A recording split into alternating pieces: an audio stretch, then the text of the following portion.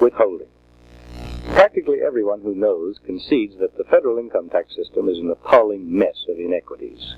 It stifles initiative, wastes human energy, distorts the national economy, and generally has a corrupting and debasing effect on taxpayers.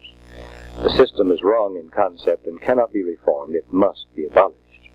This is difficult to accomplish because the withholding law conceals from a majority of taxpayers full realization of how burdensome and corrupt the income tax system is. If Congress would repeal withholding, millions of wage earners would suddenly become aware. But because withholding effectively hides the evils, there is not even enough public demand to get the withholding law repealed. Private employers now have a plan which will help educate wage earners about federal taxes.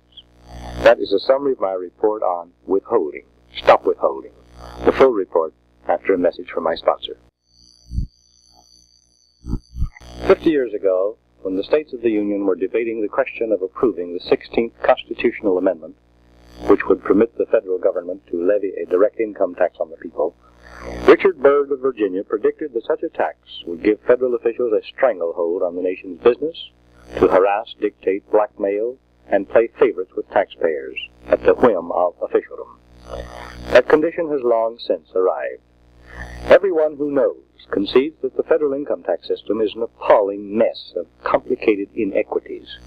It stifles initiative, wastes human energy and resources, distorts the national economy, and has a corrupting and debasing effect on taxpayers. But the complexities and tug of special interests make any sensible reform impossible. The system is wrong in concept and wrong in practice. It cannot be reformed. It must be abolished. Public support for repeal of the 16th Amendment is growing, but not fast enough, because millions of low and middle income wage earners who carry most of the crushing tax load do not realize that they are carrying it. The withholding law is clearly unconstitutional. When an employer is forced to serve as tax collector and bookkeeper for the government, without payment for his time and expense and under threat of severe penalty for error in observing complicated and profuse administrative rules and requirements, most certainly involuntary servitude has been imposed on him by government in violation of the 13th Amendment, which prohibits slavery and involuntary servitude.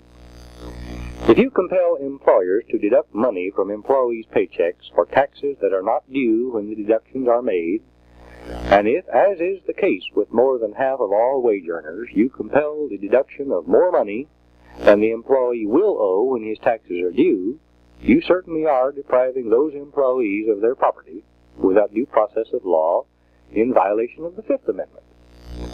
But though obviously violating fundamental provisions of our Constitution, and though adopted as a temporary emergency measure during World War II, the withholding law has remained a permanent and indispensable feature of the federal income tax system because it proved to be a perfect means of placing the stigma and the expense of tax collecting on employers rather than on government.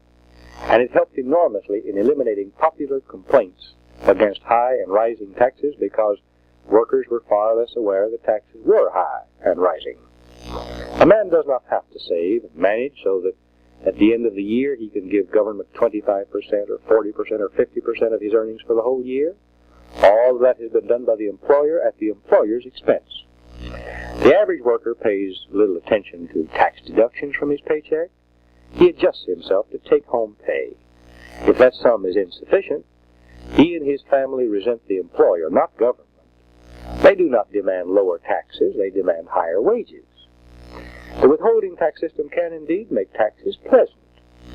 Internal Revenue Service schedules require employers to deduct, more often than not, more taxes than the employee will owe.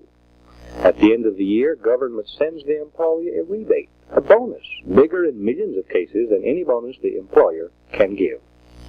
Thus, beneficent government gives back to workers a portion of the money which employers took away from them. The withholding tax conceals from the employees that it is the federal tax grab which keeps their take-home pay low. A majority of American taxpayers are thus kept from full realization that they are being forced to pay for extravagance, waste, corruption, and subsidies to foreign dictators. Throughout the United States, employers have for years tried to find some means of showing employees how they are being robbed by federal taxes. Some employers distribute special notices with all paychecks, calling attention to how much the federal government has compelled the employer to take away from the employees, and enumerating some of the preposterous and harmful federal programs that the employee's money is paying for. Some employers pay employees their full wages at one window, requiring them to go to another window and pay back the amount which the federal tax collectors demand as their share of every man's wages. All such efforts do some good, but not enough. When all wage earners are allowed to collect their full wages throughout the year and are then required at the end of the year to pay their own federal income tax in one sum, then and only then will all wage earners fully realize what the federal tax collectors are doing to them. A man who makes $5,000 a year and has 2 deductions for dependents can adjust himself to $12.80 withheld for federal income tax each week. But let him take all of his earnings home each week, and then at the end of the year, let him face the problem of raising $665.60 to pay his federal income tax. This would create chaos for the tax collectors and produce more tax delinquencies than the collectors could count. It would create widespread rebellion against oppressive federal taxes, and it would put the American people on the road to recapturing control of their own government. In 1962, United States Representative Bruce Alger introduced a bill to eliminate the withholding of income tax from wages and salaries, saying, quote, "We have lost all control over spending in this country. Since the great burden of taxes is borne by the so-called little or modest income folks, I think it is high time that they found out how much taxes they are paying. In order to do that, I think we ought to let them pay their own." End quote. Mr. Alger's bill died in committee because there was not enough public support. Failure of Congress to repeal the withholding law so that the mass of taxpayers will become conscious of federal taxes has stimulated private efforts to accomplish the same purpose.